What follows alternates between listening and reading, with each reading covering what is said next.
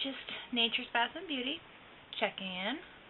I'm Heaven, and being the second video on my channel, I figured I would cover my favorite part of my shop, and that would be my cosmetics, my makeups. And to do that, I have half of my face done in my makeup, and the other half is completely bare. I started off the video with a full face of makeup, but the battery died and I had a sneezing fit, so redoing it. But we're going to jump right in.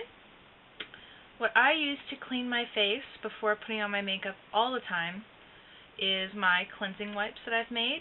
They have glycerin, my own homemade liquid soap, a little bit of vitamin E oil, a little bit of coconut oil, and whatever scent of essential oil I want to put in there. So it's pretty much an oil cleanser as a wipe, and I'm almost out, so I'm going to have to make more.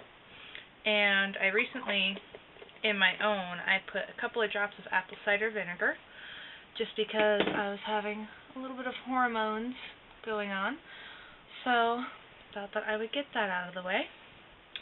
And when I'm not using vitamin E oil, I make my own Queen's rose water, but I use olive oil instead of water, and I let it sit for about 6 weeks, shake it up whenever I need to, and that oil makes an absolutely wonderful oil-based moisturizer.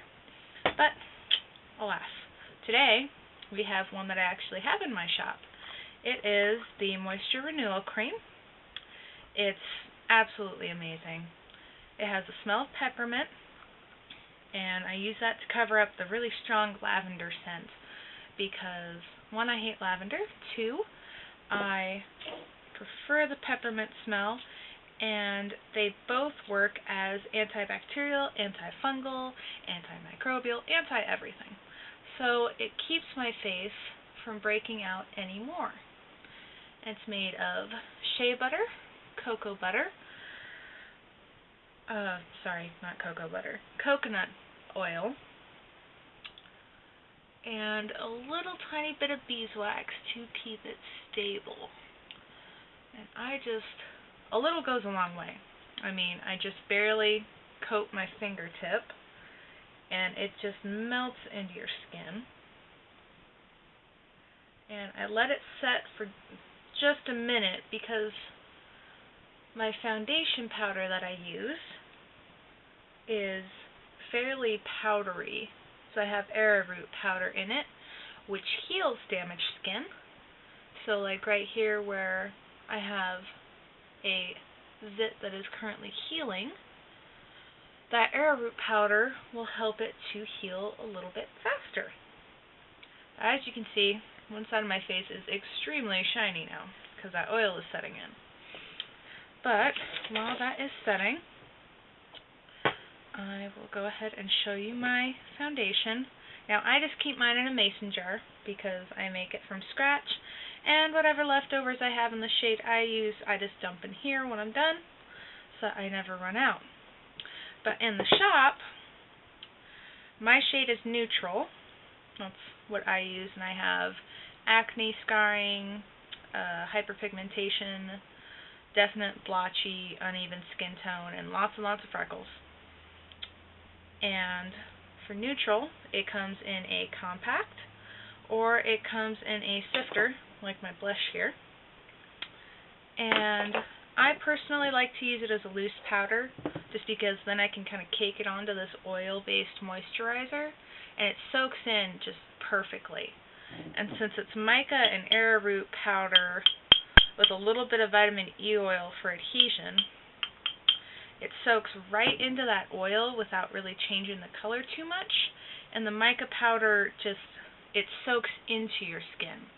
So throughout the day, it doesn't change color, it doesn't change consistency, doesn't get shiny, it's wonderful. So now that that's been sitting for a minute, I can go ahead and just start powdering it on.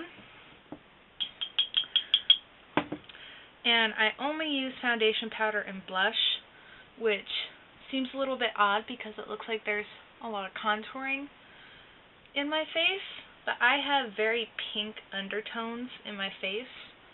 And so when I am doing my makeup, I tend to use blush as my contouring powder because it simply does the job for me of bronzing powder.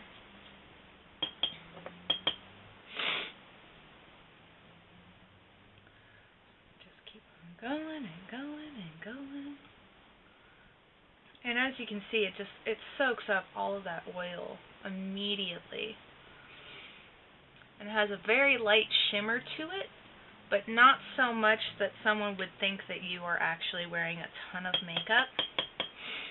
And the fact that this makeup is good for you, see, now I'm piling it on in places where I need it the most, because it is fairly buildable since it has that oil content in there. And let me just get my little brush real quick, which is what I use around my eyes and around little trouble areas.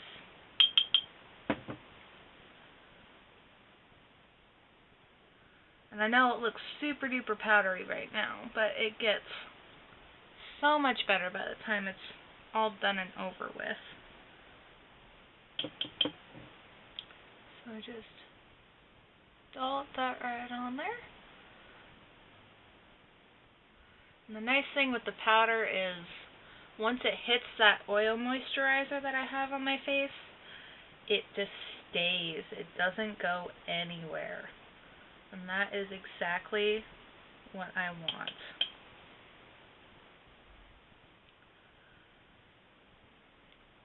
Being a redhead, you can see all of my veins on my face when my face is clean. That makes it very, very, very hard to go a day without this makeup after I've gotten used to it and I've fallen in love with it, and it's just wonderful. I got it all over my shirt, but that's okay. So now that that's done, I'm not going to set it yet with my powder puff. I'm actually going to put my blush on next. I just give it a good pat, since this is the sister of my blush. And it only comes in one color on my shop. And it's not because there's a lack of options with it. It's just that I use hibiscus powder, beetroot powder, mica, and arrowroot powder in it. And so it turns out to be a fairly complementary color to just about any skin color. I had a very, very dark skin tone order it on my site, and she's straight African American, just beautiful. And she said that it just put such a glow on her face. And so if it works for me and for her, I mean, I don't see why fix something that's not broken. As you can see, I dipped it, I tapped it, and it is bright. Okay, so camera cut me off right as I was putting blush on my cheeks, saying that my memory was full, so I had to go through and delete a whole bunch. But now I gotta hurry through the rest of this for you, which is good for you, harder for me. Anyways, I use this as a blush and a bronzer because of my pink undertones in my skin. I'm Cherokee and Scandinavian, which makes for a really weird red undertone in my skin. So the blush, it just works the best. It blends in naturally. No one ever notices. So I put it along there, here, here, in my eye crease, and up along my hairline so that it blends in just beautifully. Then I spritz a powder puff when I first get it with lavender oil. Kills all of the germs. And that way it can last for about 3 weeks, then you gotta throw it out. Gotta keep your stuff clean. And because it has oil in it, it just makes sure that that is all set in. So I go through, I pat everything. That makes sure that all of the powder foundation on my face isn't going anywhere. And then I can start on my eyes. The first thing that I use is my Bare Coral eyeshadow, which it's not available in my shop yet because I was only able to make 3 of them out of the mica and quartz crystal material that I had. But the remaining 2 that I've created I will be putting onto the shop later this week. Probably, I don't know, about 5 days after this video. It takes a while to get everything put up and together. But I just dab it in, and the crystal just does wonders for color. Just absolutely great. I'm actually going to even that out a little bit more. So there is that. Just put a little bit more right in the center because that helps catch other people's eyes when they see you. And so it's just very shimmery, very beautiful, and it stays. It does darken a little bit throughout the day, but hardly at all. Next, I get my handy dandy eye crimper, and I do the 3-step curl, which is straight down, 45 degrees, 90 degrees. And that gets it curled in one go. Then I go ahead and use my mascara, which is available in the shop. It is my shop's best seller, and for good reason. It covers so well. It's a great lengthening formula. It has aloe vera, vitamin E, bentonite, or not bentonite clay. I use kaolin clay, and black sesame soot, which is the leftovers that I use when I'm making my eyeliner, which I will be using here in just a second. Sorry, I'm really messy with my mascara. So, and that's just the first layer. I put on 2. So now that that's done, I grab my eyeliner, also available in my shop. It is made using just 2 ingredients. I've been kind of fiddling with it at home, adding shea butter instead of ghee because I don't really like putting fermented, goat cheese in my products, because lavender, it does keep it good for a while, but it does eventually go bad. But the reason I use ghee is because it is the traditional way to make black kajal. And this is the other bestseller in my shop. And it just is the ghee and sesame soot, which I burn onto a stainless steel plate. And I mean, it's just a glossy, oily, beautiful thing.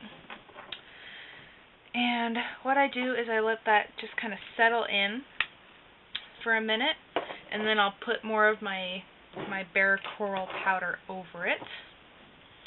But my mascara is dry enough to add my second layer. And it's really nice that the clay is in this mascara formula, because it gets it to dry a lot faster. And so I can just kind of pile it on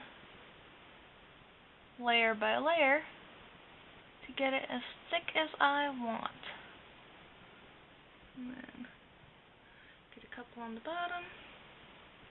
I think I actually used a little bit of eyeliner on the bottom of my eye today. I don't usually. I like to have kind of the floating lash look where it's not all brought in together. Yeah, I did, because it's a little bit darker on that side. Okay. So, I've got that. And, of course, I can't do either eye right. when I try and make them even, it just makes it worse. But this is my finished makeup look on that side. And granted, this side is about, I did it at 5 in the morning, early start, and it is now about 4. Alrighty, so camera cut out on me again, and I was doing my eyeliner and my mascara, and then said that it was the finished look. But in order to make my eyes both match, I ended up smoking this one, which with the Guise, since it is an oily mixture, it smokes really easily when you have a soft round brush. You just circular motion it and it does all the contouring and everything for you. So this is the finished look, and yeah, I know my nose is totally crooked. It's not the camera, it's me. And just to finish off the look, I added my own handmade lipstick, which is, I call it the American Red, and it's based off of the name of the actual clay. It's American Red clay and shea butter, and that's it. And whereas that sounds like an extremely simple recipe, I do filter the raw, unrefined, unfiltered shea butter that I get for my products. I warm it up, I filter it a few times, I put it through a coffee filter twice, and that makes it absolutely clean, takes none of the nutrients out, but leaves just pure butter, and it's amazing. So I do that, and all that I add is the American Red clay. I keep mine in a pot, but they come in a chapstick tube online. This one is empty. I just kind of keep it out for extra. But it has hints of orange, hints of red, and it covers beautifully. I mean, if you just look at it, it is absolutely amazing. And what is best is that since it is a clay, it tends to stain. And so once it is on your lips, it immediately starts the staining process. And so when you put it on, it's very, very thick. And it just looks amazing. And sorry for the bad angles too. I'm awful with phone cameras. But it glides on, it's glossy, it's beautiful. You can put a matte powder over it to make it stay a little bit longer and to just make it more of a matte, neutral style. And honestly, I absolutely love the shade. I think it goes great with my complexion, with my red hair color, everything. And it lasts about 2 hours in between applications, but by the time that it's all faded out, that stain is set into your lips, and it lasts for the rest of the day.